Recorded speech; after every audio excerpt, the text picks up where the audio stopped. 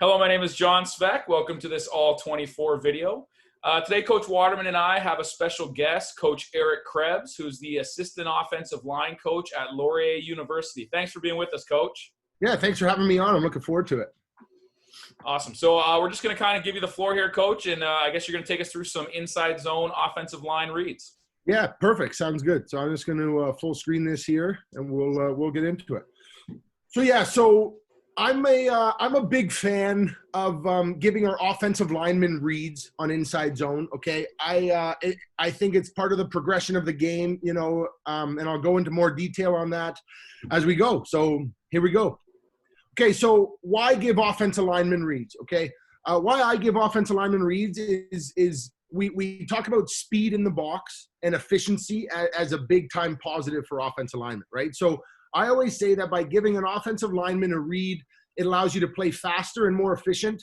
It's easier to coach, and I'll kind of get into why later on in the presentation. The biggest one for me is it eliminates as much as possible, and I'd probably say it's around 90-95%.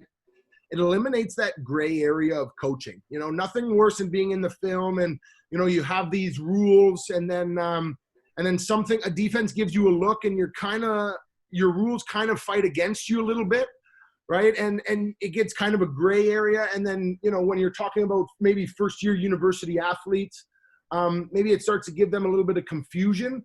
So what the O-line reads do for me is they essentially eliminate that issue, and they eliminate the gray area. So everything's pretty much black or white. Like again, in this next point here, it gives you yes and no answers. Which is fantastic when you're coaching, because when you're sitting there and, you're repping these drills and you spend all this time in practice and you're sitting there and watching in game, and when you're watching the game film, it's really nice to be able to look at your athletes and say, hey, did you do what our rules tell you to do? And they either say yes or no, right? And then, well, you can coach accordingly to that, right? So it's very, very nice.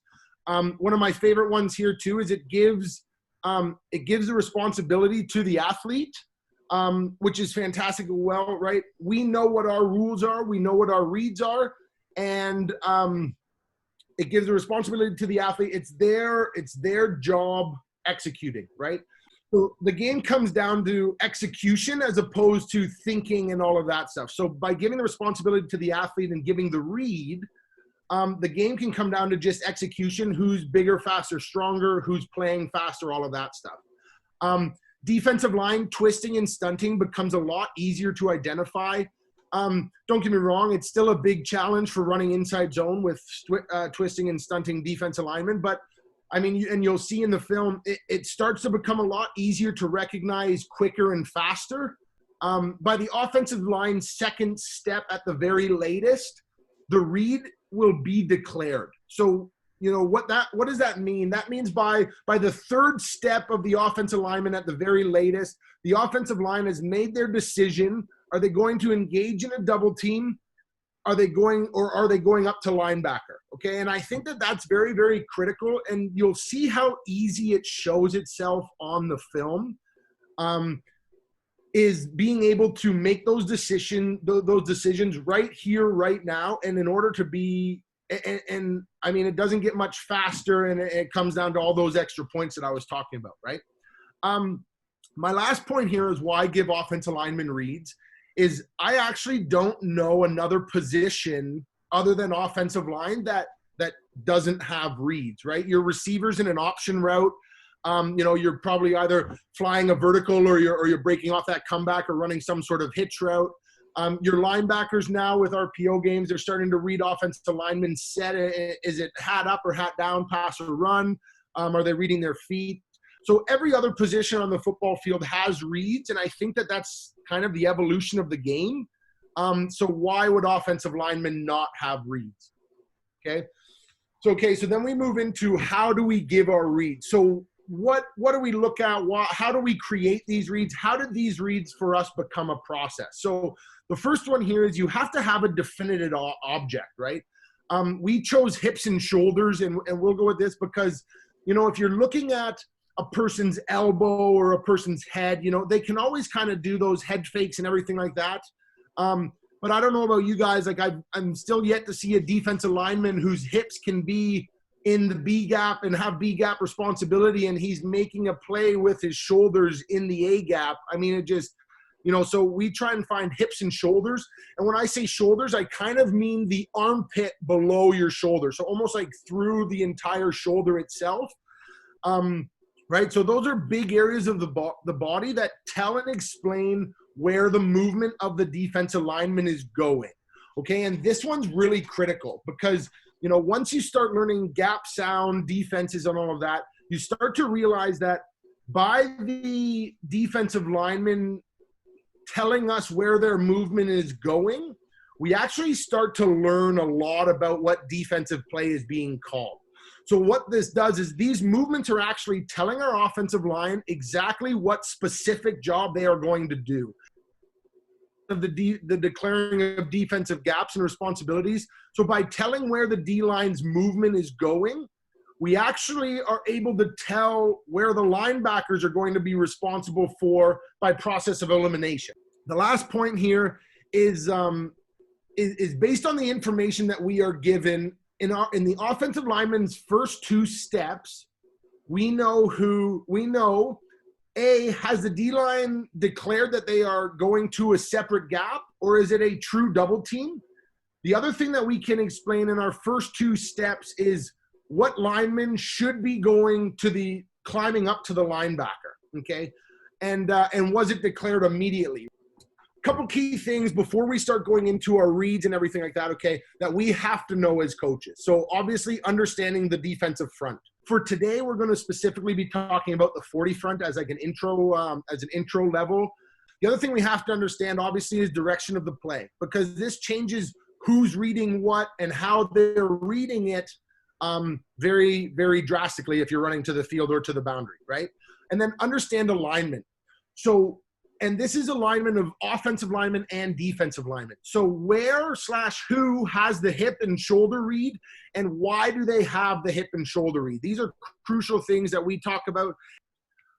So getting into our hip and shoulder reads here. Okay, this is kind of the key slide. Okay, so let's talk about this one here on the left here, the field side. So we're trying to run the ball here to the right. Okay, and as you can see, we're running at a 3-tech, okay?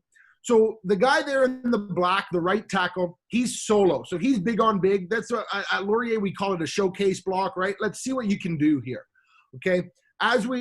So there's no cool hip and shoulder read on a solo block. We're just trying to attack big on big. We're trying to maintain our inside leverage because we are trying to run inside zone. So we're trying to run inside the tackles here. So we're trying to maintain our inside leverage. We're probably going to attack, you know, the inside shoulder, the inside chest plate of that guy, and really try and seal him out, okay? Not allow him to come across and play any B gap responsibility or any A gap responsibility, okay? But that's just a solo block, right? We can get into details of a solo block later, okay?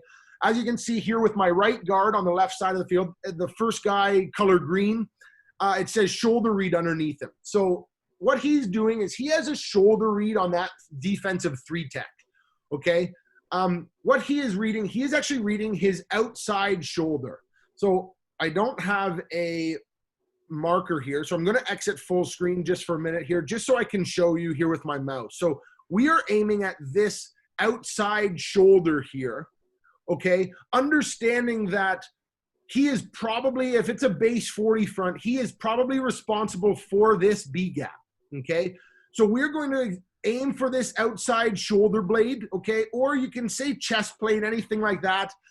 That's where our aiming point is, and that's where our read actually takes us, okay? Basically, if this shoulder engages us, which means that he's B-gap responsible, we know that he is 100% our guy. We are going to be big on him as well, okay? Our center here would be reading the inside hip of this defensive 3-tech. So what we're looking at here is he has a hip read on him. By this 3-tech coming into this B gap, what this hip has told this center is that the hip has flown. It's not trying to engage the center whatsoever. He is just coming straight up field. By the time this center has taken his first step and his eyes are on the hip, he will see this hip engage this guard Therefore, the guard knows that he's big on big. The center knows immediately I'm climbing up to Mac. Okay? The thing that's nice about this is it is the exact same on the backside too. So if we're reading a straight zone read where we're reading the defensive end, that's why I have him in red. He's the read guy. We actually have the exact same leverages and the exact same hip and shoulder reads on the front side as we do on the back side. This is really, really key, guys, because we can limit the amount of different situations we can do in practice, right? So this here is a scenario, if I could just cut this out and put it into a practice field, this is a scenario that we can work every single day with every single offensive lineman, and nothing really changes. Because if you look here, this guard here, our left guard, would have an outside shoulder read on the one tech. My left tackle here would have an inside hip read here on the one tech. Again, if this one tech plays in this A gap, the shoulder read tells him that the shoulder has engaged him. He's coming at him. Well, now we know we're big on big. If he's playing in this A gap, this guy's hip read here is going to fly right into the B gap. And we know immediately on our first or second step that we're actually climbing up to this weak side linebacker. So this is really, really nice because we can actually take these three separate colors, and I mean 4 separate colors if you want to add the running back and the quarterback involved as well. But these 3 separate colors, and we can actually drill them in practice, and we can be very, very exact on exactly what we are going to see in this football game or in the next week or in the coming weeks, right? It's the same thing here on the backside. So where it changes is actually when we're running away from the 3 tech. So now we're running at the 1 tech. Now this is a very, very common look as well. Again, this is just a base 4-3, but I'm saying that right now we would be on the right hash running towards the boundary, or if the defense is in some sort of underfront, I mean, that's okay too. Basically we're running away from the 3 tech or we're running toward the 3 tech. So when we're running away from the 3 tech, it's very, very similar. We still have our play side tackle having a solo block. We still have him, you know, he aligns pre-snap with inside leverage. We're trying to run inside the tackles. You know, I think we have a bigger issue if this defensive lineman is able to win inside leverage on our tackle all the time. Okay, so our tackle has that solo block or that showcase block, and we just want to maintain that inside leverage. And if the defensive end is going to beat us, he's going to beat us outside and underneath. Okay. This is where it gets a little bit different here on my right guard and my center, okay? My right guard still has the shoulder read on this 1 tech. So this shoulder read right here, he would be reading his outside shoulder, right? But what actually changes here is the steps and the aiming point on how we're trying to get to that shoulder read. So this guy here right now, my right guard, what I would teach him is he takes a vertical step as he is reading through the shoulder, right? This guy here, our center, is also going to read the backside hip here, and we can have one of 3 options that happens the same way as we can have one of 3 options that happens here, okay?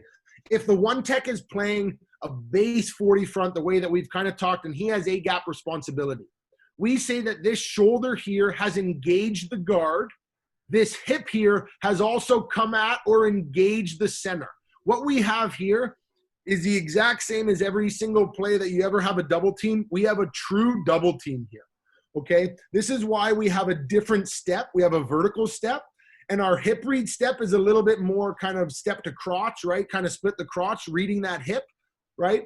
The other things that can happen is, so the other 2 things that can happen is this guy can be B-gap responsible, which this shoulder now comes across the shoulder read's face. That tells him that he is one-on-one, right? If this shoulder comes across the face, that would mean that the hip flies from the center, right? Because he's B-gap responsible.